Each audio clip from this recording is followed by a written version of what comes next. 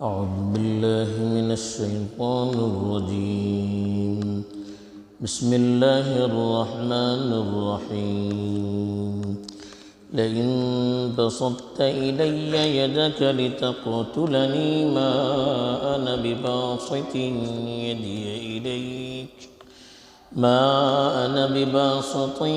يدي إليك لأقتلك إني أخاف الله رب العالمين. إني أريد أن تبوء بإثمي وإثمك فتكون من أصحاب النار وذلك جزاء الظالمين. فطوعت له نفسه قتل أخيه فقتله فأصبح من الخاسرين. فبعث الله غرابا يبحث في الأرض ليريه كيف يواري سوءة أخيه قال يا ويلتى أعجزت أن أكون مثل هذا الغراب فأواري سوءة أخي فأصبح من النادمين. الحمد لله والصلاة والسلام على رسول الله ومن والاه أما بعد. کل جو آیت تلاوت کی گئی تھی اس میں واقعہ بتایا تھا حضرت آدم علیہ السلام کے دونوں فرزندوں کا کہ ان دونوں نے اللہ کے دربار میں نیاز پیش کی تھی، تو جو ان میں سے مخلص تھا اور اللہ کی نافرمانی سے ڈرنے والا تھا اس کی نیاز اللہ کے یہاں قبول ہو گئی، اور جو مخلص نہیں تھا اس کی نیاز قبول نہیں ہوئی، تو اس نے غصے میں آ کر اپنے بھائی کو دھمکی دی. تو اس بھائی نے بتایا کہ اس میں میرا کوئی قصور نہیں ہے بلکہ قصور تمہارا ہے. اللہ کے یہاں اخلاص دیکھا جاتا ہے، تو جو اخلاص سے اللہ کے دربار میں نظر نیاز پیش کرتا ہے تو اللہ تعالیٰ اس کی نظر اور اس کی نیاز کو قبول کرتے ہیں. پھر جب اس نے دھمکی دی تو سامنے والے نے جواب کیا دیا، پھر آگے کیا ہوا، اس کا ایک نمونہ مختصر الفاظ میں پیش کیا گیا ہے. چنانچہ حابل نے، جو ان میں سے اچھا تھا، مخلص تھا، اس نے جب دیکھا کہ سامنے والا قابل بالکل مارنے پر تلا ہوا، کسی طرح سے اس کے اندر اللہ کا ڈر پیدا نہیں ہو رہا، وہ کسی طرح باز آنے والا نہیں ہے، بار بار سمجھانے کے باوجود وہ مارنے ہی کے لیے آگے بڑھ رہا ہے، تو جواب دیا کہ لئن بسطت الی یدک لتقتلنی، اگر آپ نے مجھے قتل کرنے کے لیے اپنا ہاتھ پھیلا دیا، یعنی مجھ پر حملہ کر دیا، ما انا بباسط یدی الیک لاقتلک، میں تو تمہیں قتل کرنے کے لیے اپنا ہاتھ بڑھانے والا نہیں ہوں. یہ صاف صاف بتا دیا کہ میں اپنی طرف سے تمہیں قتل کرنے کی کوشش نہیں کروں گا. وجہ کیا اس کی؟ انی اخاف اللہ رب العالمین، میں اس اللہ سے ڈرتا ہوں جو تمام جہانوں کا پالنہار ہے. ایک چیز تو یہ بتائی، اللہ کا ڈر، اس کا خوف، یہ مجھے تم پر ناحق حملہ کرنے سے روک رہا ہے. دوسری چیز بتائی، انی ارید ان تبوء باسمی واسمک، میں چاہتا ہوں کہ تم میرا اور اپنا گناہ اپنے سر لے لو. یعنی انہوں نے یہ بات بھی بتا دی کہ اگر تم نے حملہ کیا اور میں نے دفاع میں اور اپنے جواب میں تمہیں روکنے کی کوشش کی، اس کی وجہ سے تمہیں نقصان ہو گیا، تو ذمہ دار تم ہو. تم نے مجھے قتل کرنے کا ارادہ کیا، اس کا گناہ تو تم پر ہوگا ہی، لیکن تمہارے جواب میں میں نے اگر اپنے آپ کو بچانے کی کوشش کی اور تم نے مجھے تکلیف دینے کے لیے ہاتھ بڑھایا اور میرے جواب کی کوشش میں تمہارا اگر کوئی نقصان ہو گیا تو اس میں میرا گناہ نہیں ہے، تمہارا گناہ ہوگا، اس لیے کہ سبب تم بن گئے۔ حدیث میں بھی آتا ہے کہ المستبان ما قال فعل البادی، کہ جو ایک دوسرے کو گالی دیتے ہیں تو جب تک سامنے والا زیادتی نہ کرے گناہ پہل کرنے والے پر رہتا ہے۔ ما لم یعتد المظلوم، یعنی ایک آدمی نے کسی کو گالی دے دیا، سامنے والے نے جواب میں بھی گالی دے دی، دونوں برابر ہیں، تو گناہ شروع کرنے والے پر ہے۔ اللہ ہے کہ سامنے والا جواب دینے میں کوئی زیادتی کرتا ہے تو اس کو گناہ ہوگا۔ تو یہاں پر بھی اسی طرح ہوا، حابیل نے کہا کہ اگر تم نے مجھ پر حملہ کیا اور میں نے جواب میں کچھ کیا، اس کی وجہ سے تمہارا نقصان ہوا تو وہ بھی تمہارا ہی گناہ ہے، تمہارا ابتدا کرنا یہ بھی تمہاری وجہ سے ہوا، میں نے جواب دیا تمہاری وجہ سے ہوا، تو دونوں گناہ کے ذمہ دار تم ہوں گے۔ تو اسی لیے کہا انی ارید ان تبوء باسمی و اسمک، میں تو چاہتا ہوں کہ تم میرا اور اپنا گناہ اپنے سر لے لو، فتکون من اصحاب النار۔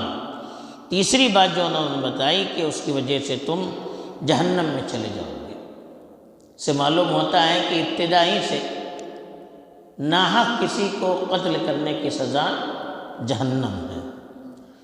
وَذَلِكَ جَزَاءُ الظَّالِمِينَ، اور کہا کہ یہی ظالموں کا بدلہ رہا ہے۔ حابیل بھی شریعت کے اصول سے واقف تھے، وہ مومن تھے، نبی کی اولاد تھے، تو انہوں نے بتا دیا کہ اصول یہ ہے کہ اگر کسی مومن کو ناحق کوئی قتل کرتا ہے تو اس کا بدلہ جہنم کے ذریعے سے دیا جاتا ہے۔ تو یہ تین باتیں انہوں نے بتا دی، ایک یہ کہا کہ میں تو اللہ سے ڈرنے والا ہوں، دوسرا بتایا کہ میں چاہتا ہوں کہ دونوں گناہ تم اپنے سر پر لے لو، تیسری چیز بتایا کہ اگر تم قتل کرو گے تو تمہارا ٹھکانہ جہنم ہے، میں جہنم سے بچنا چاہتا ہوں۔ اب آگے کیا ہوا؟ جب حابیل نے جواب دیا تو قابل چونکہ پہلے سے طے کیا ہوا تھا کہ سامنے والے کو قتل کرنا ہے، اس کے دل میں طرح طرح کے جذبات امڑ رہے تھے۔ انسان کی نفسیات ہوتی ہے کہ انسان کچھ گناہ کرنا چاہتا ہے تو پہلے اس کے اندر اللہ نے ایک طاقت رکھی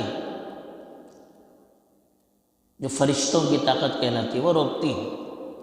ان للملک لما وان للشیطان لما، کا انسان کے دل میں فرشتے کو بھی اللہ نے رکھا ہے جو اس کے دل میں اچھے خیالات ڈالتا ہے، شیطان برے خیالات ڈالتا ہے۔ جب برے خیالات آتے ہیں تو اللہ تعالیٰ فرشتوں کے ذریعے سے اچھے خیال ڈال کر اس کو روکنے کی کوشش کرتا ہے۔ تو یہاں بھی یہی ہوا، قابل نے جب قتل کرنے کا ارادہ کیا تو اس کے دل میں اللہ کی طرف سے اچھے خیالات بھی ڈالے گئے، روکا بھی گیا، لیکن اس نے مانا نہیں، اپنی شیطانی وسوسے کو اس نے غالب کر دیا۔ اس کو اللہ نے ایسے بتایا کہ فطوعت لہ نفس، اس کے نفس نے اس کو اپنے بھائی کے قتل پر ابھارا، نفس کے اندر کشمکش ہو گئی، کروں نہ کروں کرنے کا جذبہ اس کے اندر غالب آ گیا جو شیطانی وسوسہ تھا۔ تو اسی کو کہا طوعت لہ نفس، اس کے نفس نے اس کو ابھارا قتل اخیہ، اپنے بھائی کے قتل پر، فقتلہ، تو اس نے ان کو قتل کیا، فاصبح من الخاسرین، اور نقصان اٹھانے والوں میں شامل ہو گیا۔ ظاہر بات ہے جو قتل کرتا ہے وہ دنیا کو بھی اپنے نقصان پہنچاتا ہے اور آخرت کو بھی نقصان پہنچاتا ہے، اور چونکہ پہلا قاتل ہے وہ، قتل کو گویا کہ دنیا میں دکھلانے والا وہ ہے، اسی لیے اللہ کے رسول صلی اللہ علیہ وسلم نے فرمایا کہ دنیا میں جتنے بھی قتل ہوں گے اس کے گناہ کا سرا پہلے قاتل پر، آدم کے بیٹے پر پہنچے گا، اس لیے کہ اس نے اس طریقے کو رائج کیا۔ اب جو بھی قتل کرے گا، قتل کرنے والوں کو تو گناہ ہوگا ہی، چونکہ اس نے راہ دکھائی تھی تو اتنا ہی گناہ آدم کے پہلے بیٹے پر بھی ہوگا۔ یہ اللہ کے رسول صلی اللہ علیہ وسلم نے حدیث میں تفصیل سے بتایا ہے۔ پھر جب اس نے قتل کیا، چونکہ پہلا قتل تھا، پہلی موت تھی، اس کو معلوم بھی نہیں تھا کہ کیا کرنا چاہیے، اب لاش اسی طرح رکھی رہی، تو اللہ نے ان کو سکھلانے کے لیے کوے کو بھیجا۔ کوے نے کوئی گڑھا کھودا اور اس میں ایک لاش تھی، دو کووں میں لڑائی ہو گئی، ایک کوا مر گیا، تو اس کو دفن اس نے کر کے دکھلایا، کوے نے دفن کیا اپنے بھائی کی لاش کو۔ تب آدم کے بیٹے نے دیکھا کہ ایسا کیا جاتا ہے، اب اس کو افسوس ہوا کہ میری یہ حیثیت کہ مجھے اتنی بات بھی معلوم نہیں جو کوے کو معلوم ہے۔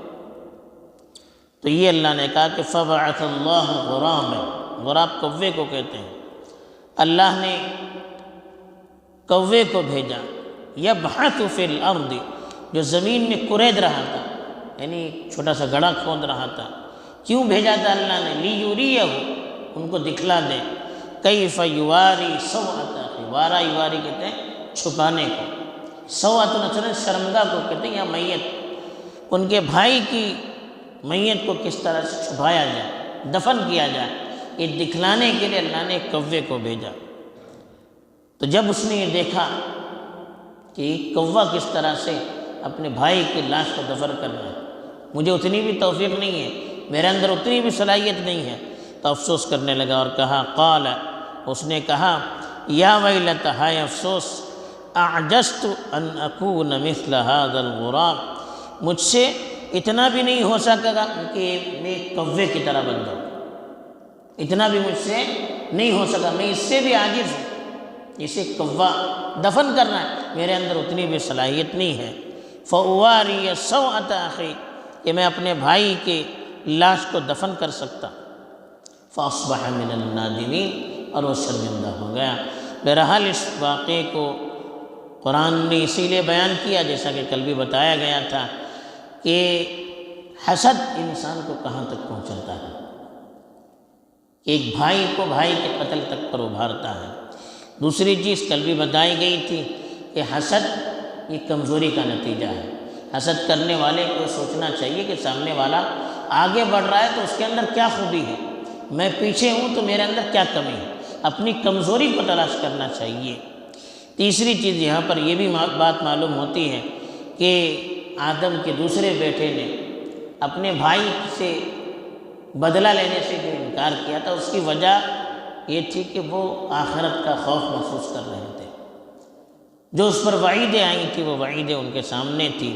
چوتھی چیز یہ معلوم ہوتی ہے کہ نفس انسان کو دونوں چیزوں پر ابھارتا ہے، اچھا نفس لوامہ ہوتا ہے جو ملامت کرتا رہتا ہے، الا اقسم بالنفس اللوامہ کا، کہ انسان کو برائی پر ملامت کرتا رہتا ہے، اور ایک نفس امارہ رہتا ہے، وما ابرئ نفسی ان النفس لامارۃ بالسوء کا، کہ برائی پر آمادہ کرنے والا نفس ہوتا ہے، اس میں کشمکش ہوتی ہے۔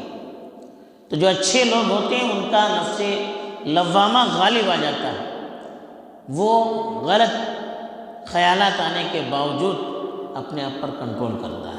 جو برے لوگ رہتے ہیں اس پر نفس امارہ غالب آ جاتی ہے، یعنی برا نفس غالب آ جاتا ہے اور وہ اس کے بہکاوے میں آ جاتا ہے۔ اور چوتھی چیز یہ معلوم ہوتی ہے کہ انسان کو کسی سے بھی کوئی اچھی چیز ملے تو اس کو قبول کرنا چاہیے، جیسے کوے سے بھی ایک اچھی چیز ملی تو اس نے قبول کیا، اور آخر میں یہ بات معلوم ہوئی کہ انسان جو بھی گناہ کرتا ہے آخر میں اس کو پچھتاوا ہو ہی جاتا ہے، شیطان کے بہکاوے میں آگے کچھ بھی کر لے، لیکن ایک وقت وہ آتا ہے کہ اس کو اپنے کیے پر شرمندگی ہوتی ہے، دنیا میں بھی ہوتی ہے، آخرت میں تو ہوگی، دنیا میں بھی اس کو شرمندگی ہوتی ہے۔ اللہ تعالیٰ اس واقعے سے سبق لے کر ہمیں اپنی اصلاح کی توفیق دے۔ آمین۔ وآخر دعوانا الحمدللہ۔